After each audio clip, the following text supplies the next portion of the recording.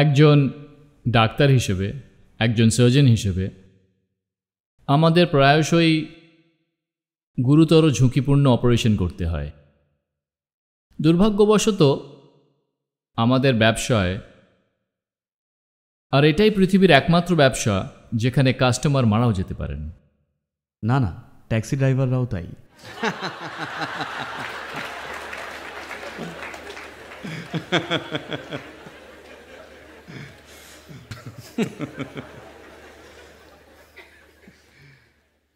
আমরা যতই চেষ্টা করি না কেন সদ্গুরু, নিজেদের বিচ্ছিন্ন করার জন্য অপারেশনের সময় সম্পূর্ণ মন দিয়ে কাজটা করতে হয়, কিন্তু তখন যেটা আমাদের মনে পড়ে তা হলো বাইরে অপেক্ষারত স্ত্রী সন্তানদের কথা।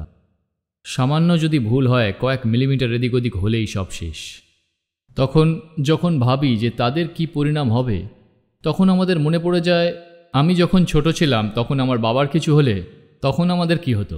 যতই হোক আমরা তো মানুষ, মনে টানাপোড়েন চলতেই থাকে আমি অন্যের কাছে কি করছি আর তার জায়গায় আমি থাকলে কি হতো সেটা ভেবে। এটা সব সময়ের একটা দ্বন্দ্ব। এর থেকে আমরা বেরোবো কী করে? আমি এই পেশায় আজ প্রায় 30 বছরেরও বেশি রয়েছি, তবুও এখনও রোগীর প্রত্যাশার দায়িত্বভারকে বহন করার কৌশলটা আমি আয়ত্ত করতে পারিনি। হ্যাঁ, যখন আপনাকে এই রকম দায়িত্ব দেওয়া হয় যা মানুষের জীবনের চেহারা ও পরিধি বদলে দিতে পারে, যে কারোর পক্ষে সেটা কাঁধে বওয়াটা বেশ কঠিন। কিন্তু গুরুত্বপূর্ণ বিষয়টা হলো কেউ একজন বিশ্বাস করে এইরকম একটা দায়িত্ব আমাদের কাঁধে দিয়েছেন, এটা বিরাট সৌভাগ্য। যখন তা পালন করব তখন সবচেয়ে ভালোটাই যে করব তা কি নিশ্চিত? কখনোই না। কিন্তু আমাদের সামর্থ্য মতো সবচেয়ে ভালোটা করতেই পারি। জীবনে সবসময় তাই। যা করলাম সেটাই কি শ্রেষ্ঠ? না, কিন্তু আমরা আমাদের সেরাটুকু করছি। যদি সেটুকুও না করি তখন বলতে হবে আমাদের সত্যি সমস্যা আছে। কিন্তু যদি আমাদের সেরাটুকুও দিই, যাই করি তাতে জানি যা করলাম তা শ্রেষ্ঠ নয়, কিন্তু আমাদের সবটুকু দিয়ে করেছি, কোনো ফাঁকি রাখিনি, সেটাই যথেষ্ট। আর সবচেয়ে বড় কথা, যখন আপনি নিজেকে মানুষ বলেন, আমরা তো সামান্য মানুষ, এই মানসিকতাটা বিরাট সমস্যা। এতে করে নিজেদের সম্ভাবনাটাই কমিয়ে আনছি। কারণ দেখুন, লোকে মানুষ শব্দটা সবসময় ব্যবহার করছেন দুর্বলতা বোঝাতে, অক্ষমতা, বাধ্যকারিতা কিংবা তুচ্ছ কিছু বোঝাতে। আমরা মানুষ শব্দটা যখন ভাবি বা বলি তখন কোনো সম্ভাবনা বোঝাই না। দূর, আমরা তো সামান্য মানুষ না বলে কেন বলছি না আমরা মানুষ, আমরা দারুণ কত কি করছি, আমরা হৃৎপিণ্ড পাল্টে দিতে পারি। ঠিকই, ঠিক কিনা? একদমই। এখন কোনো যন্ত্রের একটা অংশ পাল্টানোটা বিরাট কিছু কিন্তু নয়। ব্যাপারটা এইরকম, একটা হাসির গল্প বলবো? গল্পটা আপনাকে দেখে মনে পড়ল।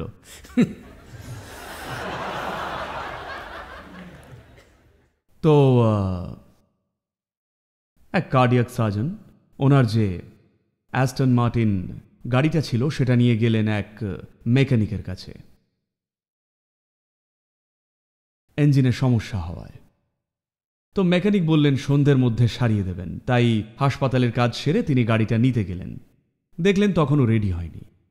মেকানিক একটু তর্জন গর্জন করছিলেন আর হঠাৎ বললেন, আচ্ছা ডাক্তারবাবু, দেখুন না, আমি তো গাড়ির ইঞ্জিন সারাই, আপনি সারান মানুষের ইঞ্জিন।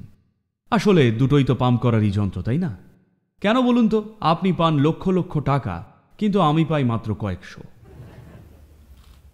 আপনি কাল আসুন, কাল সারিয়ে দেব। তখন ডাক্তার তার দিকে তাকিয়ে বললেন, গাড়িটা চলাকালীন ইঞ্জিনটা সারিয়ে দেখান দেখি।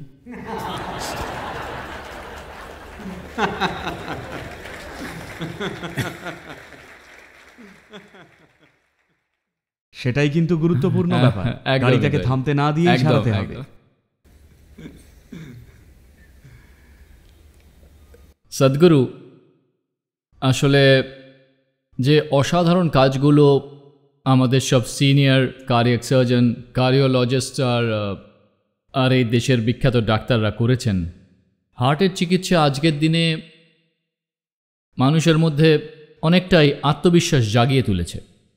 একটা খুবই অদ্ভুত ব্যাপার সদ্গুরু, যখন আমি আমার ক্যারিয়ার শুরু করি 25 বছর আগে, আমি ইংল্যান্ড থেকে আসি 25 বছর আগে, আর কলকাতায় আমরা প্র্যাকটিস শুরু করি।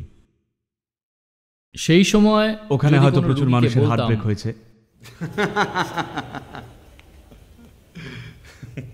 সেই সময় যদি কোনো পেশেন্টকে বলতাম যে তার অপারেশনের প্রয়োজন, তখন তাকে 1 ঘন্টারও বেশি সময় ধরে বোঝাতে হতো একটা অপারেশনের জন্য।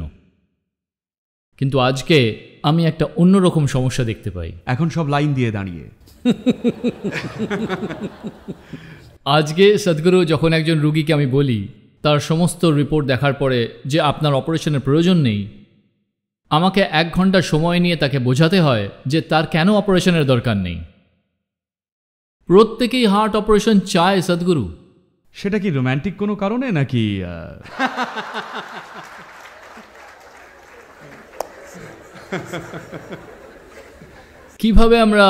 কিভাবে আমরা মানুষকে বোঝাবো যে হার্ট ঠিক করে দেওয়া মানে এই নয় যে যেমন বাড়িতে কিছু একটা হয়েছে, কলের মিস্ত্রি ডাকলে সে এসে ঠিক করে দেবে, বা গাড়িতে কিছু একটা সমস্যা হয়েছে তার পার্টস বদলে ফেলতে হবে।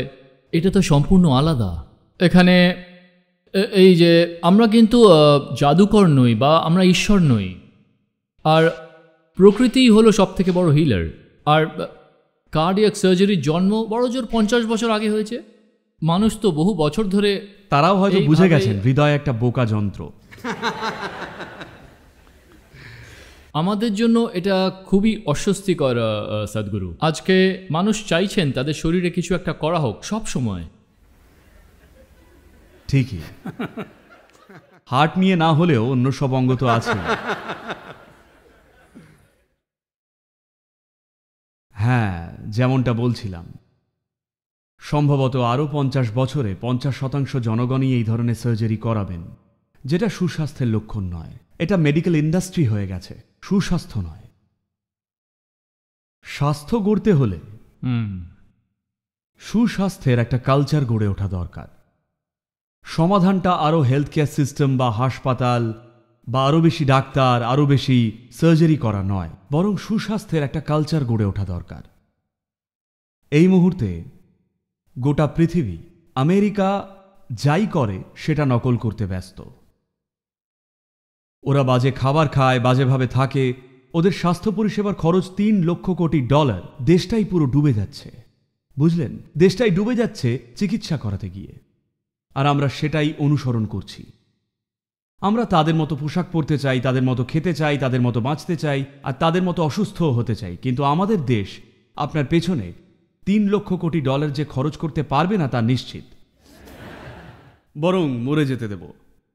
আমরা সব মানুষের কাছে জনে জনে পৌঁছে 125 কোটি মানুষের সার্জারি করাবো না। অদূর ভবিষ্যতে সেরকম কিছু হতে দেখছি না। আর দেখুন, এটা না হলেও বিপদ, আর ঘটলে তো আরও বড় বিপদ।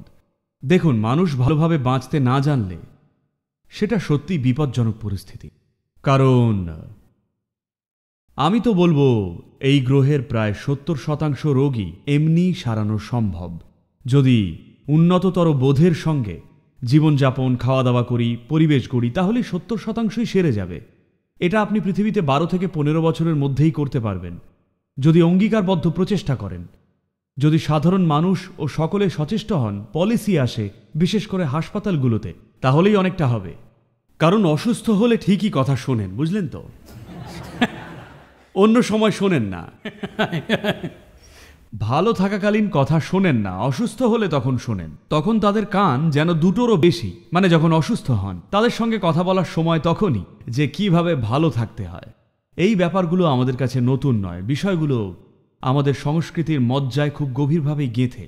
কিন্তু সেসব ছুঁড়ে ফেলে দিয়ে এমন কিছু আনছি যা আমাদের প্রচুর বিপদে ফেলবে। এখনই তাৎক্ষণিক আপদকালীন হস্তক্ষেপের জন্য অবশ্যই মেডিকেল হস্তক্ষেপই প্রাথমিক, এবং সেটাই যে সবচেয়ে জরুরি তা নিয়ে কোনো প্রশ্ন নেই। কিন্তু সুস্বাস্থ্য দীর্ঘস্থায়ী হবে না আমরা যে বর্তমান চিকিৎসা বিজ্ঞান জানি তার বলে। একটা সমাজ বা দেশ বা গোটা পৃথিবীর স্বাস্থ্য এইভাবে দীর্ঘস্থায়ী হবে না। আমাদের সুস্থতার একটা কালচার আনতেই হবে। কিভাবে বাঁচা উচিত, খাওয়া উচিত, শরীর আর মনকে কিভাবে ভালো রাখতে হবে, শ্বাস প্রশ্বাস কিভাবে চলা উচিত, চারপাশের পরিবেশকে কিভাবে রাখবো, যদি সেই কালচারটা আমাদের মধ্যে ছোটবেলা থেকেই না আনা হয়, আমি তো বলবো একেবারে স্কুলের পাঠ্যক্রমেই এটা নিয়ে আসা উচিত।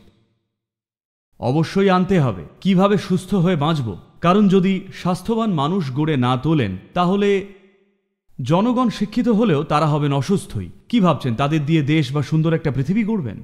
অসুস্থ জনগণ দিয়ে অসাধারণ দেশ গড়তে পারবেন না, শুধুই গড়বেন অসুস্থ একটা দেশ। আর সেটাই হয়ে চলেছে বিশ্ব জুড়ে। প্রধান দেশগুলো বিপুল পরিমাণে রোগ অসুস্থতায় ভুগছে। সবচেয়ে সমৃদ্ধশালী দেশ, যাদের পুষ্টি নিয়ে কোনো সমস্যাই নেই, বুঝলেন? ভারতের অর্ধেক সমস্যাই পুষ্টির সমস্যা। সেই ছোটবেলা থেকে তারা ঠিকঠাক খেতে পায়নি। কিন্তু ধনী দেশ, যাদের কাছে সব রকমের পুষ্টিকর খাবার আছে, একবার দেখুন তারা কি রকম রোগ অসুস্থতায় ভুগছেন। এইরকম একদমই হওয়া উচিত নয়। যখন তারা পছন্দ মতো খেতে পারেন, আমি তো বলবো তাদের মধ্যে ৮০% মানুষের মৃত্যুর আগে কোনো শারীরিক সমস্যাই হওয়া উচিত নয়। ২০ থেকে ২৫% মানুষ হয়তো অসুস্থ হবেন, সংক্রমণ ছড়াবে ঘন জনবসতির ফলে, সেগুলো আলাদা বিষয়। কিন্তু এই রোগগুলো নিজেদেরই সৃষ্টি, নিজেরই ভেতরে সৃষ্টি করছেন এই সমস্ত রোগ ব্যাধি। এই সমস্ত রোগের ১০০% নিরাময় সম্ভব যদি আমরা সুস্বাস্থ্যের একটা কালচার গড়ে তুলি। আর এর জন্যে আমার মতে শুধু ডাক্তার চিকিৎসকরাই নয়, অন্যান্য বিভিন্ন জীবিকা ও ক্ষেত্রের মানুষদেরও একত্র হয়ে এটা করতে হবে। আর সেই নিরিখে তেমন বড় কোনো প্রচেষ্টা আমি দেখছি না। অল্প স্বল্প চেষ্টা এদিক ওদিক হচ্ছে ঠিকই, কিন্তু তা যথেষ্ট নয়। যা হচ্ছে তা ভালো, কিন্তু যথেষ্ট নয়। সদ্গুরু, বেশিরভাগ মানুষই যারা অসুস্থ হন, তার মূল কারণ হল তাদের জীবনযাপন, যা তাদের এই সমস্যার মুখে ঠেলে দেয়। কিন্তু এই দেশে হাজার হাজার ছেলেমেয়েরা জন্ম নিচ্ছে বাকি অন্যান্য দেশের মতনই, এবং তারা হার্টের সমস্যা, ক্যান্সার ও অন্যান্য সমস্যা নিয়ে জন্মায়। তবে এটা তো ওদের সমস্যা নয়। এটা কেন হচ্ছে? এটা তো হওয়া উচিত ছিল না। জানেন, ৬০ লক্ষ টয়োটা গাড়ি তুলে নেওয়া হয়েছিল গত বছর নির্মাণে ত্রুটি ছিল বলে, আর প্রায় ৯০ লক্ষ জেনারেল মোটর গাড়ি তুলে নেওয়া হয়েছিল ইগনিশন সমস্যার জন্য। একমাত্র সমস্যা হলো আপনি তাদের তুলে নিতে পারবেন না।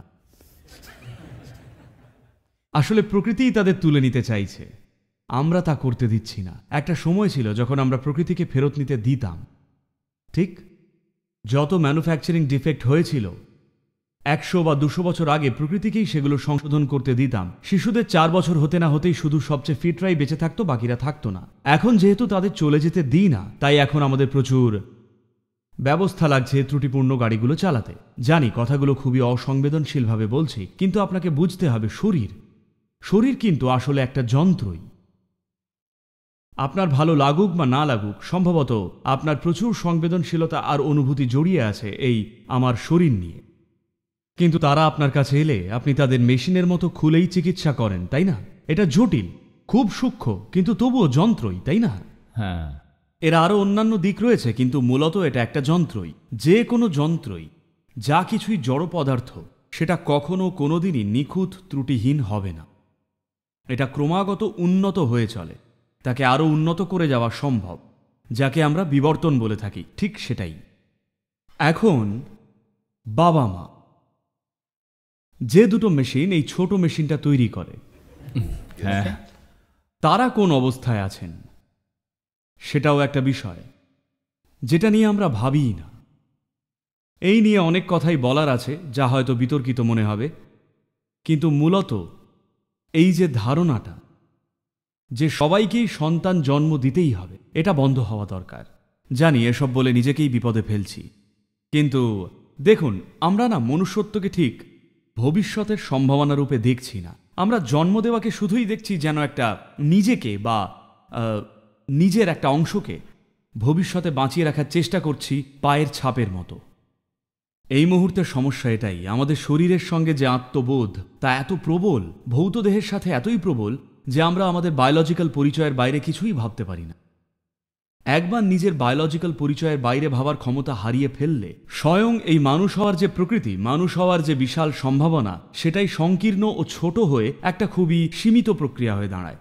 আর এই রকম হলে সমস্যা থাকবেই। প্রাচীনকালে তারা এটা অনেকভাবেই সামলাতেন, যেগুলো আজকের যুগে একেবারেই বিতর্কিত হবে আর কোনো মতেই আজকের সমাজে ফিরিয়ে আনা সম্ভব নয়। কিন্তু তারা অবশ্যই এর সমাধান একেবারে অন্যভাবে করেছিলেন। তারা সতর্কভাবে প্রজনন করতেন, যা অত্যন্ত গুরুত্বপূর্ণ। যেমন পশুপালনের বেলায় ভাবি কিভাবে সবচেয়ে ভালো ব্রিডিং করে উন্নত প্রজন্ম পাওয়া যায়, মানুষের বেলাতেও কেনই বা আমরা সেভাবে ভাবছি না? কারণ বেশি শরীর কেন্দ্রিক হয়ে গেছি। কোনো কিছু ঠিক কিনা সেটার তুলনায় সেটা আমার কিনা সেটাই বেশি গুরুত্বপূর্ণ হয়ে গেছে। ফলে নবজাতকের জীবনে আমরা কষ্ট ডেকে আনি।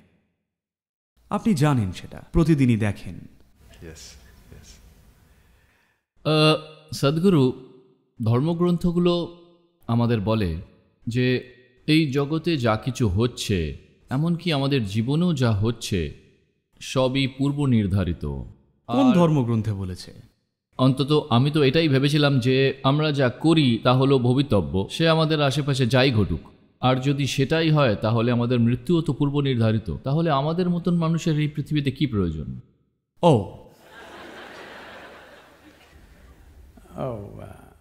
আমরা যে মরব তা অবধারিতই। মানুষ এসে বলেন, সদ্গুরু এ আমার শত্রু, সহ্যই করতে পারি না, মেরে টেরে দেব। তখন আমি বলি শুধু অপেক্ষা করুন, তিনি এমনিই মরে যাবেন।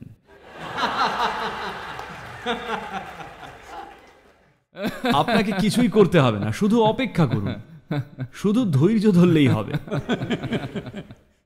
তো মৃত্যু কি সুনিশ্চিত? হ্যাঁ, কিন্তু আমার মনে হয় না কখনোই কোনো শাস্ত্রে এটা বলা হয়েছে যে আপনার জীবন আগে থেকেই নির্ধারিত, মানে পূর্ব নির্ধারিত বা পূর্ব নির্দিষ্ট। এটা বাইরে থেকে আমদানি করা। আপনাকে বুঝতে হবে এই সংস্কৃতিটার যে মূল প্রকৃতি বা নির্যাস তা নিহিত রয়েছে এতেই। এই সংস্কৃতিটা যে ঈশ্বরহীন এক সংস্কৃতি সেটা বুঝতে হবে। কোনোদিনই গডের এই নির্দিষ্ট ধারণাটা ছিল না এই দেশে। ধারণাটা বাইরে থেকে আমদানি করা। আপনাকে সঠিক প্রেক্ষাপটটা বলি, কারণ অনেকেই এটা ঠিক মেনে নিতে পারেন না। আমাদের প্রচুর ঈশ্বর ভগবান আছেন, অনেক। হিসেব বলে প্রায় ৩৩ কোটি দেবদেবী, প্রায় সেই রকমই কিছু। তা এত দেবদেবী কোত্থেকে এলেন? তো এই যে একেশ্বরবাদী ধারণা যে ওপরে একজন ঈশ্বর বসে আপনার জীবন চালাচ্ছেন, এটা একনায়কতন্ত্রে বিশ্বাসের পরিচায়ক। ওপরে কেউ বসে সবকিছু নির্ধারণ করছেন, এই কালচারটা সেই রকম কিন্তু নয়। এখানে গডের কোনো ধারণাই নেই, কিন্তু অনেক ঐশ্বরিক সত্তা পাবেন। এই ঐশ্বরিক সত্তারা কারা? সাধারণত যদি ফিরে দেখেন দেখবেন এখানে সমস্ত ঐশ্বরিক সত্তাদের ডাকতে যে শব্দ ব্যবহার করা হতো তা হলো আপনার নাম দেবী। তাদের বলা হতো যন্ত্রা। যন্ত্রা বা যন্ত্র শব্দটার আক্ষরিক অর্থই হলো মেশিন বা একটা ডিভাইস বা যন্ত্রপাতি। যখন আমি আমাদের নিজেদের যৌগিক মন্দিরগুলোকে বলি যন্ত্রপাতি, তখন মানুষ রেগে যান। সদ্গুরু এমন বলবেন না, আমাদের কাছে এর গুরুত্ব প্রাণের চেয়েও বেশি। আমি বলি এতে যদি আপনার রাগ হয় তাহলে আপনি আশ্রমে আসুন, আমি আপনাকে কল সারানোর কাজ দেব, কিন্তু কোনো যন্ত্রপাতি দেব না। আপনাকে কাজটা নিজের নখ আর দাঁত দিয়েই করতে হবে। আশ্রমে 3 দিন প্লাম্বিংয়ের কাজ, আর 3 দিন পর আমি আপনাকে একটা চেন রেঞ্চ আর স্প্যানার দেব, সেটা আপনি পুজো করবেন কিনা। সবকটা দাঁত ভাঙার পর যন্ত্রপাতিটা পেলে আপনি পুজো করবেন কিনা। তো যন্ত্রপাতির ক্ষমতা, এই ক্ষমতাকে আমরা সবসময় চিনেছিলাম। আমরা মানব জাতি হিসেবে আমরা আজ যা হয়েছি পৃথিবীর বুকে, তা হয়েছি শুধু আমাদের তৈরি যন্ত্রপাতির বলেই। হাতে কোনো যন্ত্রপাতি না থাকলে একটা কুকুরও আমাদের দমন করতে পারত, তাই না? হ্যাঁ কি না? হ্যাঁ। শুধুমাত্র যন্ত্রপাতির জন্যেই মানুষ আজ এই অবস্থানে এসেছে। দেখুন, একটা স্ক্রুড্রাইভারও কিন্তু যন্ত্রের মধ্যেই পড়ে। কিন্তু আরও সূক্ষ্ম যন্ত্রপাতিও আছে, যেমন শক্তির যন্ত্র, আধ্যাত্মিক যন্ত্র, যা জীবনের নানান মাত্রাকে খুলে দিতে পারে। তাই জন্যই প্রতিটা আলাদা মাত্রার জন্য আমরা আলাদা যন্ত্র, আলাদা সম্ভাবনা বানিয়েছিলাম। যেহেতু আমরা পরিষ্কার জানি এই যন্ত্রপাতি ছাড়া কখনোই এই সম্ভাবনাগুলোর নাগাল আমরা পাবো না, তাই এর কাছে মাথা নত করি এবং পুজো করি। কারণ শ্রদ্ধার ভাব না থাকলে যন্ত্রগুলো ব্যবহারই করতে পারবেন না। আমরা পরিষ্কার জানতাম দেবতারা আমাদেরই সৃষ্টি, শুধু এই যে বাকিরাই ভুলে গেছে। তাই এইখানেই আপনাকে বলা হয়েছিল আপনার জীবন আপনার কর্ম। এর মানে আপনার জীবন আপনারই তৈরি, নিয়তি বা পূর্ব নির্ধারণের প্রশ্নই নেই। এই রকম ধারণা কখনোই এই সংস্কৃতিতে তৈরি হয়নি। কিন্তু একজন ডাক্তার সবকিছু পূর্ব নির্ধারিত ভাবলে সেটা কিন্তু বিপজ্জনক।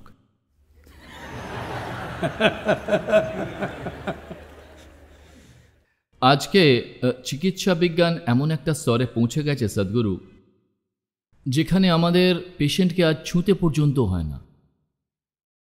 যখন আমি কোনো রুগীকে আমার অফিসে দেখি, ততক্ষণে তার সব ধরনের টেস্ট করানো হয়ে গেছে, সব হয়ে গেছে, চোখের সামনে ছবিগুলো রয়েছে, রোগের ইতিহাস লেখা আছে, সব কিছুই প্ল্যান্ড। টেকনিক্যালি আমি শুধু রিপোর্টগুলো দেখেই একজন রুগীকে বলতে পারি আচ্ছা আপনার বাইপাসের প্রয়োজন বা ভালভ রিপ্লেসমেন্টের। কিন্তু আমি সবসময় যেটা করে থাকি তা হলো স্টেথোস্কোপটা নিয়ে তার বুকে রেখে হৃদস্পন্দনটা শুনি।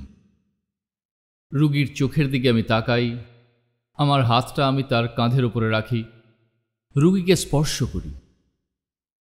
তারপর আমি তাদের বোঝাই যে কি হয়েছে আর পরিবারের সঙ্গে কথা বলি।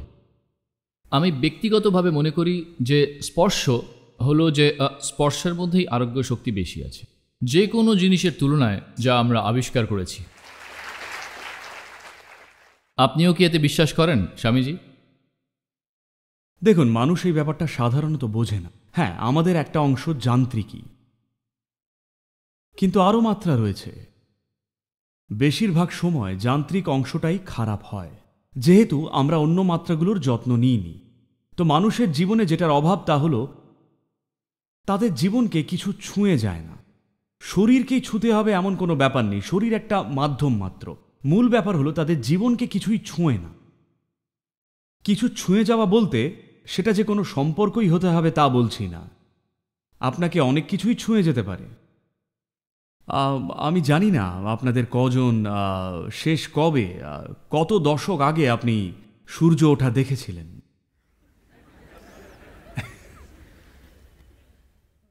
বা সূর্যাস্ত কিংবা চাঁদ ওঠা দেখেছিলেন। আমি বলছি কিছুই আপনাকে ছোঁয় না। শেষ কবে আপনি একটা ফুল ফোটার অপেক্ষা করেছিলেন? কোনোদিনই না। শেষ কবে একটা প্রজাপতি বা পাতা বা ফুলকে বা আরেকটা মানুষকে মন দিয়ে দেখেছিলেন? আপনি ব্যস্ত। আর অবশ্যই কারোর ফেস আপনার পছন্দ নয়, কিন্তু পছন্দ ফেসবুক। আমি যেটা বলছি তা হলো জীবনের সাথে যোগাযোগ, সে মানুষই হোক বা পশু বা গাছ কিংবা চারপাশের জড় উপাদানই হোক। একবার দেখুন কতজনই বা একটা মুহূর্ত বের করে যে খাবারটা খাবেন সেটাকে অন্তত দেখেন আরেকটু আন্তরিকভাবে, বা মন ছুঁয়ে যাচ্ছে কিনা। না, তা শেষমেশ হয় একজন ডাক্তারকে আপনাকে ছুঁতে হয়, নয়তো শেষমেশ ডোম আপনাকে এসে ছোঁয়। জীবনে কিছু খারাপ হলে বা সমস্যা হলে তখনই কেউ আপনাকে ছুঁতে পারে। তো স্পর্শের কি কোনো তাৎপর্য আছে? নিঃসন্দেহে অপরিসীম। স্পর্শ মানে শরীরকেই ছুঁতে হবে তা নয়, এটা অনেকভাবেই হতে পারে। জীবন যদি আপনাকে না ছোঁয়ে তার মানে আপনি মরছেন, আপনি বাঁচছেন না। আপনার মৃত্যু হয়তো ভবিষ্যতে হবে, কিন্তু মৃত্যুর প্রস্তুতি এখনই চলছে, সেদিকেই এগোচ্ছেন। কারণ যেটাকে আপনি জীবন বলেন, এমনকি দেহের স্তরেও, এটা এক সর্বজন বিদিত চিকিৎসা বিজ্ঞানের জ্ঞান। আপনার দেহের কোষের সংখ্যা মিল্কি ওয়ে গ্যালাক্সির তারার সংখ্যার চেয়েও বেশি। প্রত্যেক দিন 60,000 কোটি কোটিরও বেশি কোষ মারা যাচ্ছে আর নতুন কোষ জন্ম নিচ্ছে। অর্থাৎ প্রতি সেকেন্ডে 1 কোটি কোষ মারা যায় এবং 1 কোটি নতুন কোষ আপনার দেহে জন্মাচ্ছে। আপনি শুধু পুরনোগুলোকে ছেড়েই দিন। যদি শুধু আপনার দেহে এই নতুন জন্ম নেওয়া 1 কোটি কোষকে নিজের আয়ত্তে নেন, যারা প্রতি মুহূর্তে দেহে জন্ম নিচ্ছে, যদি সেগুলোকেই ঠিকমতো গঠন করেন, ঠিক করে তৈরি করেন, যদি তাদের সৃষ্টিতে আপনার কিছুমাত্র নিয়ন্ত্রণ থাকে, এই নতুন কোষগুলো কেমন তৈরি হবে তাতে আপনার কিছু নিয়ন্ত্রণ থাকলে আপনার হার্ট, মস্তিষ্ক সবকিছুই সেরে যাওয়া সম্ভব। কারণ নিজের জীবনকে পুনরুজ্জীবিত করার এতটাই সুযোগ আপনি পাচ্ছেন প্রতি সেকেন্ডে। কিন্তু যেহেতু আপনি জীবন সম্পর্কে সম্পূর্ণ উদাসীন মানে বলতে চাইছি, দেখুন বিষয়টা হলো এই মুহূর্তে আপনি নিজেকে জীবন্ত প্রাণী বলেও দাবি করতে পারেন না। কারণ অধিকাংশ সময় আপনার মধ্যে যা ঘটমান তা শুধুই চিন্তা আর আবেগে। চিন্তা আর আবেগ শুধুই মনের মধ্যে চলা ড্রামা, এর কোনো বাস্তব অস্তিত্বগত মূল্য নেই।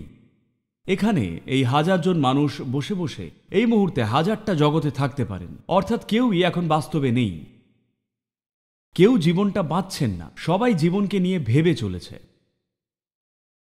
মনের জগতে যা হচ্ছে দুর্ভাগ্যজনকভাবে সেটা জীবনের অস্তিত্বগত প্রক্রিয়ার চেয়েও বড় হয়ে গেছে।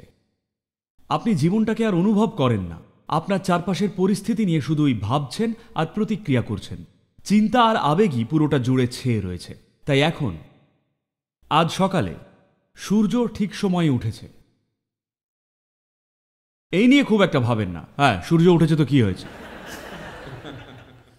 না, আপনাদের বুঝতে হবে, যদি কাল সকালে সূর্য না ওঠে 18 ঘন্টার মধ্যে এই গ্রহে জীবন বলতে আমরা যা বুঝি সব শেষ হয়ে যাবে। তাই একটা খবর দিই, সূর্য আজ সকালে সময় মতোই উঠেছে। আমি পরিষ্কার জোরে শুনতে চাই। এই সৌরজগতের কোনো গ্রহই আজ সংঘর্ষে লিপ্ত হয়নি। গোটা ব্রহ্মাণ্ডে কোনো দুর্ঘটনা নেই। এই অসীম মহাবিশ্বে কোথাও দুর্ঘটনা হয়নি, সবকিছু চমৎকার চলছে। কিন্তু আপনার মাথায় একটা ছোট্ট দুশ্চিন্তা হামাগুড়ি দিচ্ছে, তাই অমনি আপনার দিনটা খারাপ। মানে আমি বলতে চাইছি, জীবনের সম্পূর্ণ পটভূমিকাটাই হারিয়ে ফেলেছেন। আপনি নিজে কে তা নিয়েও আপনি অনিশ্চিত। এ তো পাগলেরই লক্ষণ। তাই যখন আপনি নিজে কে সেই ধারণাটা হারিয়ে ফেলেন এবং এই অস্তিত্বে আপনার অবস্থানটা কি, কোথায় আছেন সেই ধারণাটা হারিয়ে ফেলেন, তাহলে প্রকৃতির নিরেখে আপনি নিজেই একটা রোগ। এটা ডাক্তারের নির্ণয়ের অপেক্ষা রাখে না। রোগ ইতিমধ্যেই আছে, একদিন এটা এমন পর্যায়ে পৌঁছবে যে তার যন্ত্রপাতি বা স্পর্শেও তা ধরা পড়বে। তবে রোগ ইতিমধ্যেই আছে, প্রক্রিয়াটা চলছেই। যখন একটা সীমা পার করে যান তখন তিনি একটা প্রেসক্রিপশন দেবেন কিংবা সার্জারি করবেন, কিন্তু প্রক্রিয়াটা চালুই আছে। আপনি নিজেই খেটে রোগটা বাঁধাচ্ছেন। হ্যাঁ, এখন নানান ধরনের ভারতীয় বা পাশ্চাত্যের সেরে ওঠার পদ্ধতি আছে, যেগুলোর হয়তো কোনো বৈজ্ঞানিক ব্যাখ্যা নেই, কিন্তু সেগুলো কাজ করে। আর আমার একটা ব্যক্তিগত অভিজ্ঞতা হয়েছিল। বহু বছর আগে আমার স্ত্রীর কোমরে একটা ব্যথা শুরু হয়। ব্যথাটা খুবই মারাত্মক ছিল, অসহ্য হয়ে উঠেছিল। স্বাভাবিকভাবেই আমি একজন নিউরোলজিস্টকে দেখাই। ওরা এমআরআই করলো আর সব কিছুই ঠিক ছিল, কোনো সমস্যা নেই। কিন্তু ও বেচারি খুবই... ভালোই হয়েছে আপনি স্পাইনাল সার্জন নন, না হলে এতক্ষণে সার্জারি করে ফেলতেন। আর তখনই আমার শ্যালক পরামর্শ দিল যে আমি যেন ওকে নিয়ে যাই একজন আকুপাংচার বিশেষজ্ঞর কাছে। একজন ডাক্তার হিসেবে বুঝতেই পারছেন, একটু অস্বস্তিকর ছিল অন্য কারো কাছে যাওয়াটা। আর ওনার কোনো আধুনিক ক্লিনিক ছিল না। আমি ওনার বাড়ি যাই আর উনি আমার স্ত্রীর সঙ্গে কিছুক্ষণ কথা বললেন। আর উনি আমার স্ত্রীকে মেঝের ওপর শুতে বললেন। আর সদ্গুরু উনি ওর গোড়ালি থেকে কোমর পর্যন্ত চাপ দিতে শুরু করলেন প্রায় 10 মিনিট ধরে। আর আমি সেটা দেখছিলাম। আমি একটুও বাড়িয়ে বলছি না, সেদিনকার পর থেকে আজ পর্যন্ত ওর ব্যথাটা আর হয়নি। আমি আপনাকে এমন হাজার হাজার উদাহরণ দেখাতে পারি। এমনকি সূর্য লাগে এমনি সেরে উঠেছেন। আমি সত্যিই খুবই অবাক হয়েছিলাম, কারণ উনি আমার স্ত্রীকে সারিয়ে তোলেন আর উনি এমন কিছু একটা করেছেন যেটা আমি 32 বছর ধরে করতে পারিনি। ও সেরে উঠেছিল। মানুষকে অনেক রকম পদ্ধতিতে সুস্থ করে তোলা সম্ভব, আর পেশাদার হিসেবে আমাদের সব চিকিৎসা পদ্ধতিকেই সম্মান করা দরকার। অবশ্যই আমি তো বলবো এই অ্যালোপ্যাথি সিস্টেম এমার্জেন্সি পরিস্থিতির জন্য সর্বশ্রেষ্ঠ। কিন্তু যখন সময় থাকে অবশ্যই অন্য পদ্ধতিগুলো তুলনায় অনেক বেশি ভালো, অনেক দিক থেকেই। বিশেষ করে এটা খুব কম মানুষই জানেন যে ভারতের দক্ষিণতম অংশে, মূলত তামিলনাড়ুতে, আমাদের সিদ্ধা নামের একটা পদ্ধতি আছে, সিদ্ধাবৈদ্যা। এটা খুবই আশ্চর্যকর এক চিকিৎসা ব্যবস্থা। এতটাই ব্যাপক যে এর মধ্যে প্রায় 3 লক্ষ সূত্র রয়েছে। আমার মনে হয় না আধুনিক ফার্মাকোপিয়াতেও এত আছে। প্রায় 3 লক্ষেরও বেশি সূত্র সুবিস্তারে নথিভুক্ত করা। এবং আয়ুর্বেদ ও সিদ্ধার মধ্যে মূল পার্থক্যটা হল আয়ুর্বেদ ভেষজ উদ্ভিদ ভিত্তিক আর সিদ্ধা হলো এলিমেন্টাল বা মৌলিক উপাদান ভিত্তিক। একমাত্র বিষয় হলো এই পদ্ধতিতে চিকিৎসার জন্য যে দক্ষতা প্রয়োজন, আধুনিক বিশ্বে এমন দক্ষতা খুবই দুর্লভ। বিদ্যাটাকে নিজের জীবনের সাথে এক করে ফেলতে হবে, তখনই এটা কাজ করে। যে ব্যক্তি চিকিৎসা করছেন তিনিও ততটাই গুরুত্বপূর্ণ যতটা কিনা কি প্রয়োগ করা হচ্ছে সেইটা। কে প্রয়োগ করছে, যেমন স্পর্শের কথা বলছিলেন, তা কে প্রয়োগ করছে সেটা গুরুত্বপূর্ণ। কি ওষুধ দিচ্ছেন শুধু তাই নয়। কিন্তু আধুনিক চিকিৎসার বৈশিষ্ট্য হলো আপনি একটা প্রেসক্রিপশন লিখলেন, কিছুই না জানা এক কেমিস্ট আপনাকে ওষুধ দিল, তারপর সেটা খেলেন, পুরোই রসায়নের খেলা আর তা কাজ করে। কিন্তু যদি ক্রনিক কোনো রোগ হয়, যদি সংক্রমণ হয়, সেক্ষেত্রে কিছু খেয়ে, বুঝলেন তো, মানে ওষুধ বা রসায়ন প্রয়োগই তখন একমাত্র উপায়। কিন্তু রোগটা যখন ভেতর থেকে তৈরি করছেন, তখন ভেতর থেকে সারানোটাই সবচেয়ে গুরুত্বপূর্ণ। যদি কোনো জরুরি অবস্থা হয় তখন আপনাকে আরও আক্রমণাত্মকভাবে হস্তক্ষেপ করতেই হবে। কিন্তু এই পদ্ধতিগুলোয় স্বাস্থ্য ও সুস্থতার বিষয়ে এত বিস্তৃত জ্ঞান রয়েছে। তবে সমস্যা হলো, এই ধরনের পদ্ধতিতে ভালো চিকিৎসক যদি হতে হয়, তার জন্যে আপনার সারা জীবনের প্রচেষ্টা ও সমর্পণের প্রয়োজন। কিছু শিখে পেশা হিসেবে প্র্যাকটিস করার মতো বিষয় এটা নয়। সবসময় এগুলোকে পবিত্র কর্তব্য হিসেবে দেখা হতো। আসলে দেখুন, আমি চাই আপনারা সবাই ভাবুন, আমি নিশ্চিত এটা বহুবারই আপনি নিজেও উপলব্ধি করেছেন। ব্যাপারটা কিন্তু, মূল বিষয়টা কিন্তু প্রেসক্রিপশন দেওয়া বা সার্জারি করা বা অন্য কিছু নয়। একজন মানুষের জীবন বাঁচল কি না সেটাই মূল। বলতে চাইছি, মানুষের অস্তিত্ব এটা কিন্তু ঠিক, এটা কোনো কেস বা স্ট্যাটিস্টিক্স নয়। সেই মানুষটার জন্য তার একমাত্র জীবন মরণের প্রশ্ন।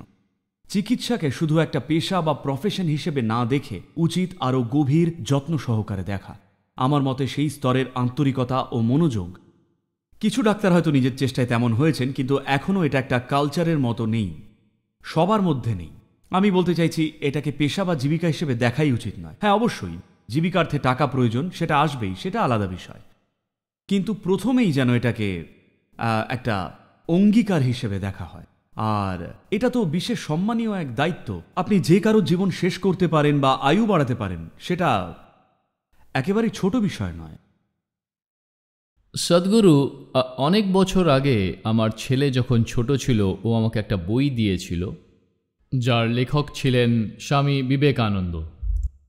তিনি বর্ণনা করেছিলেন কিভাবে প্রাচীনকালে গুরুরা নিজেদের মধ্যে কথা বলতে পারতেন 1000 মাইল দূর থেকেও, শুধু চিন্তার মাধ্যমেই। এটা যেন অনেকটা আধুনিক ইন্টারনেটের মতো। কিভাবে একটা কম্পিউটার আর একটা কম্পিউটারের সঙ্গে যোগাযোগ করতে পারবে ইউএস বা ইউরোপ বা অন্য কোথাও। আপনি কি বিশ্বাস করেন যে মানুষের মস্তিষ্ককে প্রশিক্ষিত করা যায় অন্য একজন মানুষের মস্তিষ্ককে প্রভাবিত করার জন্য, যারা বহু দূরে আছে, শুধুমাত্র আমাদের মস্তিষ্ককে সঠিক ফ্রিকোয়েন্সিতে টিউন করে? এর প্রশিক্ষণ কি সম্ভব? আমরা কি এই কৌশলটা শিখতে পারি? আপনি মোবাইল কোম্পানিগুলোকে হারাতে চাইছেন?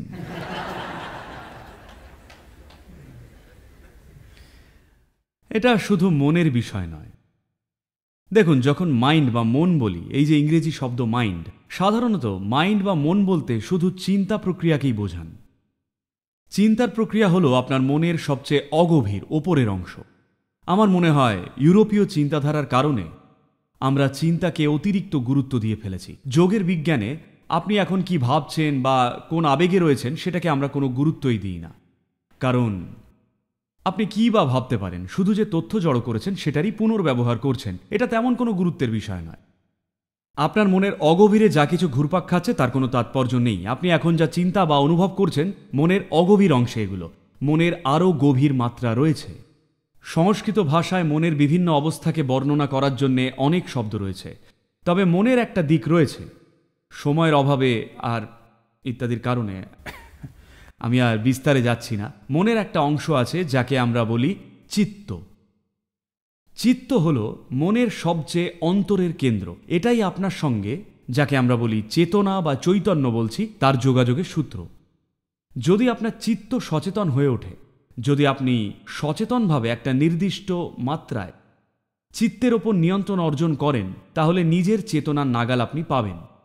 যাকে চেতনা বা চৈতন্য বলছি, তা সেই মাত্রাই যে জড় আর ভৌত নয়, বৈদ্যুতিকও নয়, আর তড়িৎ চুম্বকীয় নয়।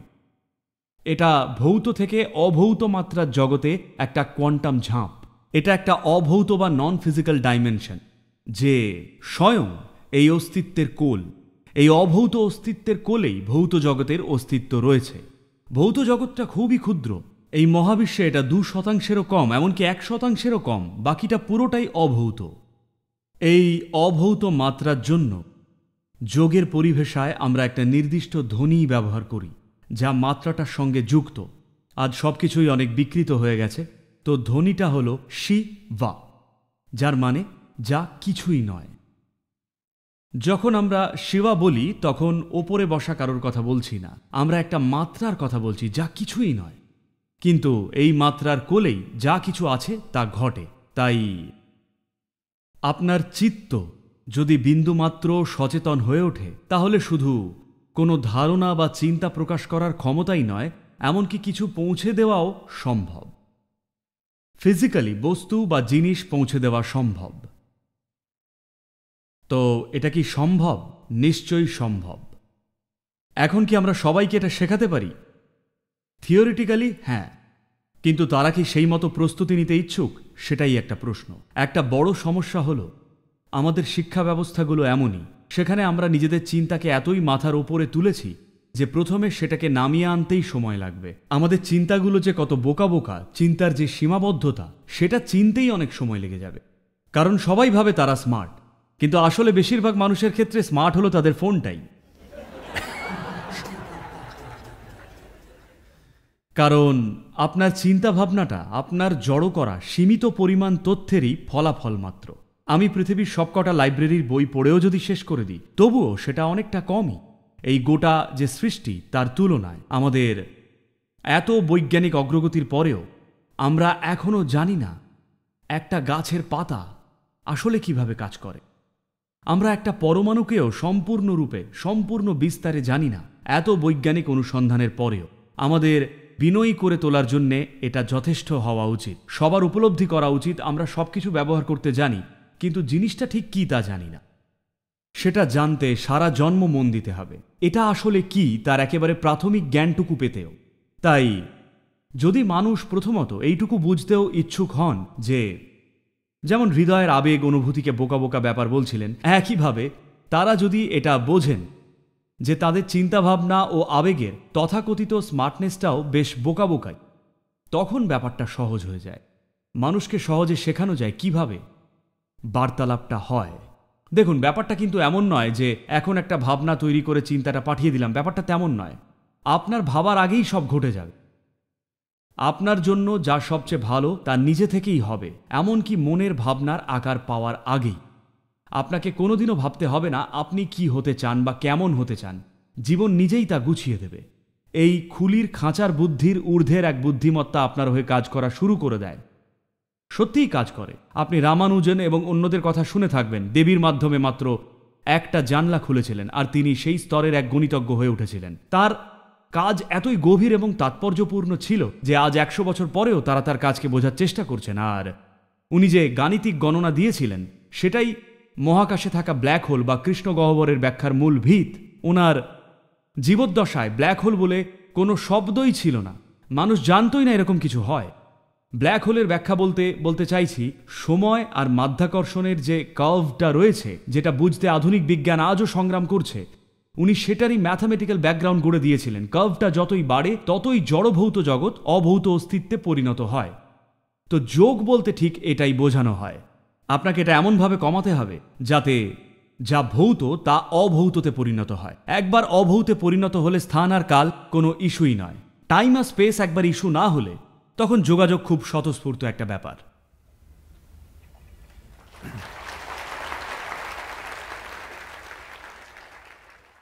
প্রায় 20 বছর আগে সদ্গুরু, আমি একটা চেক পাই যেটা ছিল 1 লক্ষ টাকার, একজন ইন্ডিয়ান আর্মির রিটায়ার্ড মেজরের থেকে। ওতে শুধু ওনার নাম লেখা ছিল, ওনার ঠিকানা দিতে উনি চাননি।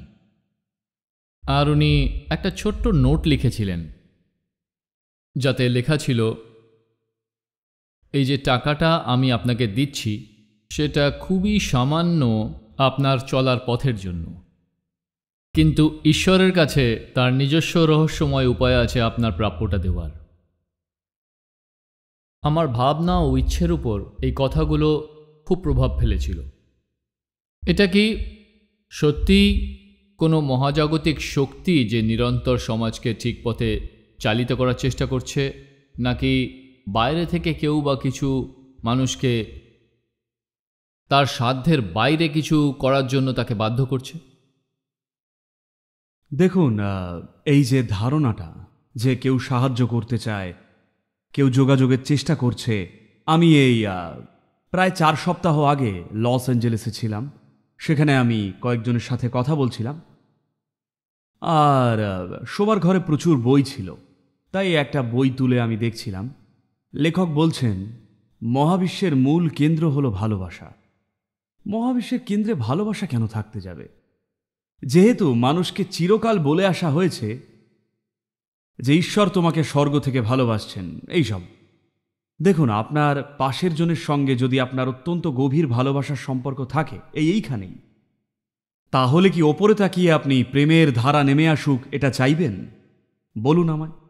না, আসলে নিজেকে এমনই তৈরি করেছেন যে কারোর পক্ষেই ভালোবাসা সম্ভব নয়। এখন শুধু ভগবানই পারেন ভালোবাসতে।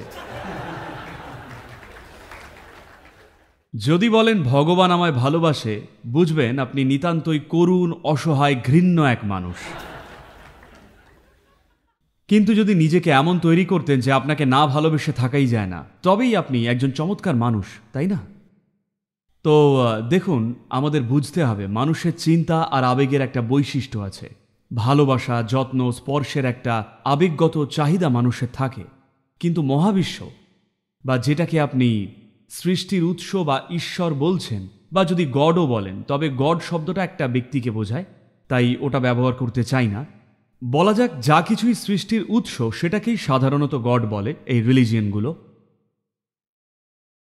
মূলত এটা শুধুই একটা বুদ্ধিমত্তা যার উপস্থিতি যা কিছু সম্ভব তাতে ফেটে পড়ছে। আপনি এর সঙ্গে এক লয়ে থাকলে আপনিও ঊর্ধ্বে উঠে যাবেন, কিন্তু এক লয়ে না থাকলে আপনাকে পিষে দেবে। এর না আছে ভালোবাসা, না আছে করুণা, এর আপনাকে সাহায্য করার কোনো ইচ্ছে নেই, আপনার ক্ষতি করারও কোনো ইচ্ছে নেই, এসব কিছুই নেই। আপনি যদি ফোর্স বা শক্তিগুলোকে বোঝেন আর এক লয়ে থাকেন, তাহলে জীবনটা চমৎকার হবে। কিন্তু যদি না বোঝেন, তাহলে পিষে দেবে।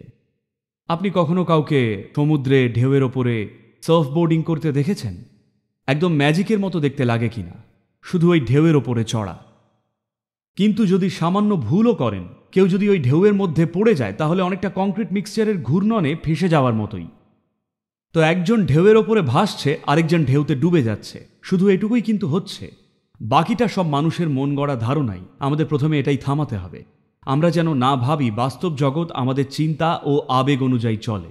দুটো মানুষের মধ্যে চিন্তা আর আবেগ প্রাসঙ্গিক। আপনিও আপনার পরিবারের মধ্যে এটা চলতে পারে, আপনি তাদের ভালোবাসেন, তারা আপনাকে ভালোবাসে, এসব ঠিক আছে। কিন্তু আকাশের দিকে তাকিয়ে বলবেন না আই লাভ ইউ। আকাশ আপনাকে পাল্টা আই লাভ ইউ বলবে না, কারণ তার এইসবের দরকার নেই। সে একটা বিশুদ্ধ অস্তিত্ব। আপনাকেও সেটাই হয়ে উঠতে হবে। যদি এখানে বসেন, আপনি নিজেই সম্পূর্ণ, পরিপূর্ণ একটা অস্তিত্ব। এই জীবনটা একাই সম্পূর্ণ, এর অন্য কারোর থেকে কিছুর দরকার নেই। এর মধ্যেই সবকিছু আছে, এর সঙ্গে ব্রহ্মাণ্ডের সবকিছুই জুড়ে আছে, এর কিছুরই দরকার নেই। কিন্তু আমরা যদি আমাদের খেলাটা খেলতে চাই, তাহলে ঠিক আছে, আমরা সেগুলো করতেই পারি। কিন্তু আমরা যে ভাবছি গোটা মহাবিশ্ব আমাদের মতো চিন্তা আর আবেগের সীমাবদ্ধতা এবং সহজাত প্রবৃত্তির দাস, সেটা একেবারেই ভুল। সৃষ্টি আপনাকে সাহায্য করার চেষ্টা করছে না। আপনি হয়তো ব্রহ্মাণ্ডের সঙ্গে এক লয়ে থাকলে বাজিমাত। সচেতনভাবে এক লয়ে এসেছেন নাকি নিজের অজান্তে, হয়তো অজান্তেই, কিন্তু তালটা মিলে গেছে। এই জন্যই শঙ্করাচার্য বলেছিলেন যোগরতো বা ভোগরতো বা, অর্থাৎ যেভাবেই হোক করুন, যেভাবেই হোক। আদি শঙ্করাও বলেছিলেন যেভাবেই হোক করুন।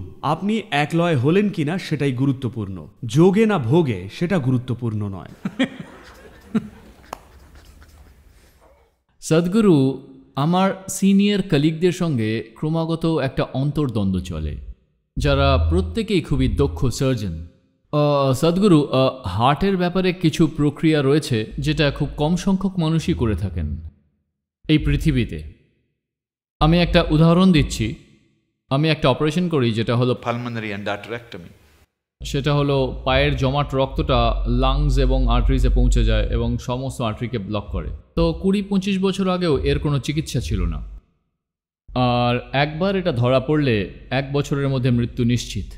আজকে যেসব মানুষরা হোম অক্সিজেনে রয়েছে 2 বছর 3 বছর ধরে, তাদের অপারেশন করলে তারা ফিরে গিয়ে স্কাই ডাইভিং করছে বা তারা স্কুবা ডাইভিং করছে। এরকমই আমূল পরিবর্তন এসেছে। কিন্তু সারা পৃথিবীতে 50 জনেরও কম সার্জন রয়েছে যারা এই অপারেশন করতে পারে।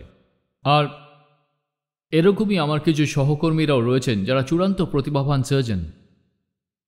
তাদের সকলেরই বয়স প্রায় 50, আর তাদের মধ্যে কয়েকজন প্রায়শই অবসরের কথা বলেন। বিশেষ করে একজন সার্জন যিনি অত্যন্ত দক্ষ, একজন সার্জন যিনি যে কোনো ধরনের ড্যামেজ ভালভ সারাতে পারেন। উনি অবিবাহিত, ওনার অন্য কোনো দায়িত্ব কর্তব্য নেই। প্রায় প্রতিদিনই ও বলতে থাকে যে ও বেনারস চলে যাবে বা অন্য কোথাও বা অবসর নেবে। আমি ওকে বলতে থাকি যে ঈশ্বর ওকে অবসরের জন্য আর ধ্যানের জন্য তৈরি করেননি, ওকে এই সব সমস্যাগুলোকে ঠিক করতে হবে।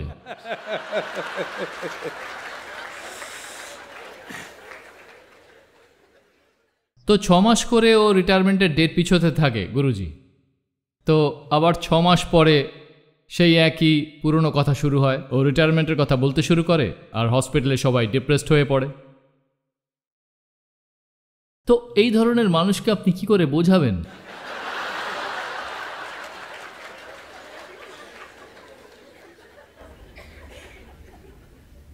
আপনি ওনাকে অবশ্যই 1 বছরের জন্য আমার সঙ্গে ছুটিতে পাঠিয়ে দিন।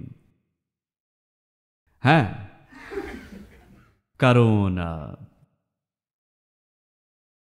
রিটায়ারমেন্টের এই যে দরকার বা ধারণাটা মানুষের মাথায় আসে, কারণ যা করছেন তাতে একঘেয়ে লাগলেই, কাজটা যাই হোক, অন্য কেউ হয়তো ভাবছেন কাজটা মহান কাজ, কিন্তু আপনার অভিজ্ঞতায় কোথাও যেন কাজটা একঘেয়ে লাগছে, তাই জীবনটা যেন থেমে গেছে বলে মনে হচ্ছে।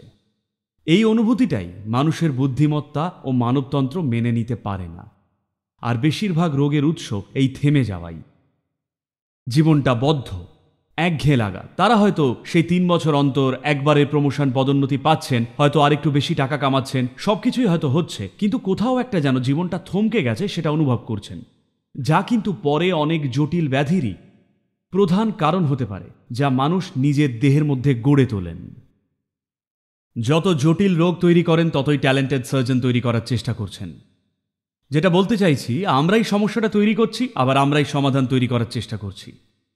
বলতে চাইছি, আমরা যতই সমাধান পাব, যারা সমস্যায় পড়েছেন তারা একটা সমাধান পাবেন ঠিকই, কিন্তু একই সঙ্গে মানুষকে এই সমস্যাগুলো তৈরি না করতে শেখানোটাও খুব গুরুত্বপূর্ণ, যাতে 50-এর বদলে আপনাকে 5000 বিশেষজ্ঞ সার্জন তৈরি করতে না হয় সেই মানুষদের দেখাশোনা করার জন্যে যারা নিজেরাই অসুস্থতার দিকে এগোচ্ছেন।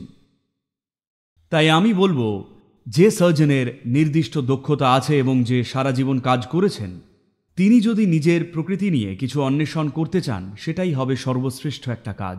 কারণ তিনি কিন্তু দায়িত্ববোধহীন নন কিংবা অদক্ষও নন। যখন দক্ষতা আর দায়িত্ববোধ দুটোই আছে, তখন আপনার তাকে বাঁধা ধরা রুটিনে ছুটিয়ে সম্ভাবনাটা নষ্ট করা ঠিক নয়। তিনি নিজের প্রকৃতি নিয়ে কিছু অন্বেষণ যাতে করেন, সেটা গুরুত্বপূর্ণ। আমরা জানি না তিনি কি পাবেন, তিনি কি আবিষ্কার করবেন, তা আমাদের অনুমানের সাধ্যেরও বাইরে। আমি বলবো, একটু ছুটি পেলে ভালোই করবে। তিনি এমন কিছু পেতেই পারেন যা আপনি সম্ভব বলেও ভাবেননি। আমি অবশ্যই আপনার বার্তা ওর কাছে পৌঁছে দেবো সদ্গুরু। আমি নিশ্চিত ও এই প্রোগ্রামটা দেখছে। সদ্গুরু, আমি বিশ্বাস করি যে প্রতিভা এমন একটা জিনিস যা সফলতা অর্জনের ক্ষেত্রে প্রাধান্য দেওয়া হয়। এটা আমি যখন মেডিকেল স্কুলে ছিলাম, আমি তখন মার্শাল আর্ট শেখাতাম। ওটা হলো আমার প্যাশন। আর প্রতিবারই যখন ব্রুসলির কোনো মুভি রিলিজ করতো, সমস্ত স্কুলের বাচ্চারা লাইন দিয়ে চলে আসতো এই মার্শাল আর্টে ভর্তি হতে। আর আমরা কিন্তু 2 সপ্তাহের মধ্যেই ছেড়ে দিত। আর আমি কিছু কিছু বাচ্চাদেরকে দেখতাম যাদের শরীর যেন মার্শাল আর্টের জন্যই তৈরি। ওদের মধ্যে সেই স্বাভাবিক তেজ রয়েছে, আর আর আমার মনে হতো যে এই বাচ্চাটাই একদিন ব্ল্যাক বেল্ট পাবেই পাবে। আর অদ্ভুতভাবে স্বামীজি 6 মাস পরে তারা আর ওখানে নেই। এদের মধ্যে যারা ব্ল্যাক বেল্ট অবধি পৌঁছয় আর মানে মার্শাল আর্টে খুব ভালো কিছু করে, তারা তারা কোনো ট্যালেন্ট, কোনো স্কিল ছাড়াই এই স্কুল জয়েন করেছিল। যারা খুবই পরিশ্রম করেছিল এবং সব কিছুর জন্যই তারা ঘাম ঝরিয়েছিল, কিন্তু সবার শেষে ওরাই একমাত্র সফল হয়েছিল। আপনি কিভাবে এর ব্যাখ্যা করবেন? দেখুন, কারণ অনেক আছে, বেশি বিশদে আর যাচ্ছি না। অনেক কারণেই একজন ব্যক্তি একটা নির্দিষ্ট প্রবণতা নিয়ে জন্মাতে পারে। শরীরের প্রবণতা থাকে, থাকে মন ও আবেগের প্রবণতা, একটা স্টাইল থাকে, বুঝলেন তো? দুজনই 5 বছরের শিশু, একজনের স্টাইল আছে আর একজন আনাড়ি, হয় কি না? তো যে শিশু স্টাইল আছে সে ফ্যাশনের ফিল্ডেই কিছু করবে এমন কোনো কথা নেই। আর অন্য কেউ যাকে আনাড়ি বলে মনে হচ্ছে সেই হয়তো বড় হয়ে একটা অন্য কিছু হলো। যেমন যখন কোনো মহিলা গর্ভবতী হন, তার গর্ভের শিশুটি সাধু হবে নাকি সম্রাট তা সেই মহিলাও জানে না।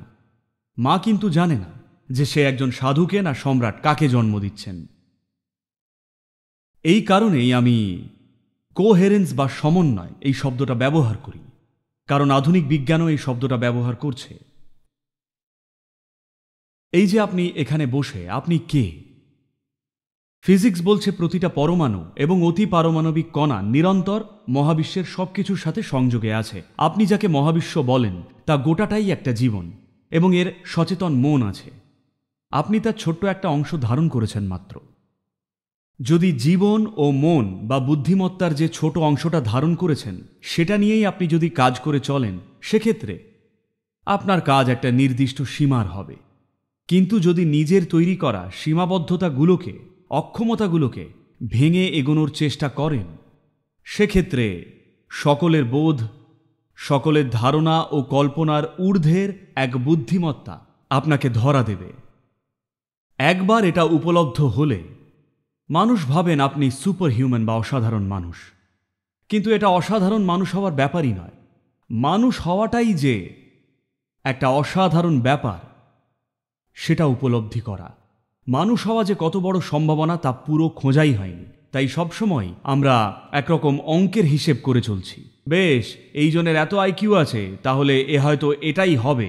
নিউটনের নিয়ম এইরকমই। যা কিছুরই গতি আছে এই বিশ্বে তার নির্দিষ্ট অঙ্ক মেনে, নিখুঁত নিয়ম মেনেই চলবে। যেমন একটা দোলক নিলে তার দৈর্ঘ্যই ঠিক করে দেয় তা কিভাবে দুলবে। যদি একটা ঢিল ছোড়েন, তার ভর, গতি এবং গতিপথের বিচারে সে গিয়ে একটা নির্দিষ্ট দূরত্বে পৌঁছবে। কিন্তু গোটা ব্রহ্মাণ্ড এইভাবে চলছে না, কারণ যাকে বলছেন ভৌত জগৎ আর অভৌত জগৎ দুটোই মিলেমিশে আছে। এমনকি এর মধ্যে, এই মানুষটার মধ্যেও আমার যে দেহ, আমার যে মন, আমার যে আবেগ, আর যেটা প্রকৃত আমি যে জীবনটা, ভেতরের যে মূল জীবন প্রক্রিয়াটা, এগুলো সবই আলাদা মাত্রা বা ডিমেনশন। আর আপনার অন্তরের গভীরতম যে কেন্দ্র, যেহেতু অন্য সব শব্দই বিকৃত হয়ে যাওয়া, তাই আমি বলছি জীবন বা আসল যেটা আপনি, মানে যাকে আপনি আমি বলেন, একে যদি সুযোগ দেন, যদি কোনো রূপের সাথেই নিজের পরিচয়কে এক করে না ফেলেন, তা দেহই হোক বা জীবন, অন্য যেসব পরিচয় বহন করেন সেটাই হোক, আপনি যে প্রকৃত আপনি যে জীবন, তা আশেপাশের সবকিছুর সঙ্গেই সংহত বা সহযোগী হয়ে থাকতে পারে। যখন বলি কেউ পরিশ্রম করছে, তখন সে কিন্তু নিজের সীমিত পরিচয় ছাপিয়ে আরো বড় কিছু হওয়ারই চেষ্টা করছে, তাই না? নিজের সীমাকে ভাঙতে চাইছে। নিজের সীমাকে ভাঙতে সে সফল হলে সে যা সম্ভব হবে ভাবেনি, কল্পনাতেও যা করার সামর্থ্য হবে ভাবেনি, তাই সে করে ফেলে অলৌকিকভাবে। আমি শয়ে শয়ে মানুষ দেখাতে পারি যারা আমার কাছে আসেন, তাদের কিছু সময় ধরে প্রস্তুত করি আর তারপর দীক্ষা দিই। 24 ঘন্টার মধ্যে দেখবেন তাদের মুখের আকার বদলে যাবে, জেনেটিক্স বদলে যায় 24 ঘন্টার মধ্যেই। আপনি একটা ছবিতে সেটা পরিষ্কার দেখতে পাবেন। তাদের সত্যি নাটকীয় একটা পরিবর্তন হয়েছে এক রাতের মধ্যেই, শুধুমাত্র সীমিত পরিচয় ভেঙে আরো বড় কিছু হতে পেরেছেন বলে। তাই ভারতের আধ্যাত্মিক সংস্কৃতিতে আধ্যাত্মিক শব্দটা বললেই আপনাকে অবশ্যই এটা বুঝতে হবে, আমরা ওপরে বা নিচে তাকানোর কথা বলছি না। যখন বলি আধ্যাত্মিকতা, আমরা বলছি ভৌত প্রকৃতির সীমাকে অতিক্রম করার কথা। তো এই মুহূর্তে ভৌত দেহটাকে একটা স্বতন্ত্র নিরেট বস্তুরূপেই মানুষ অনুভব করছে।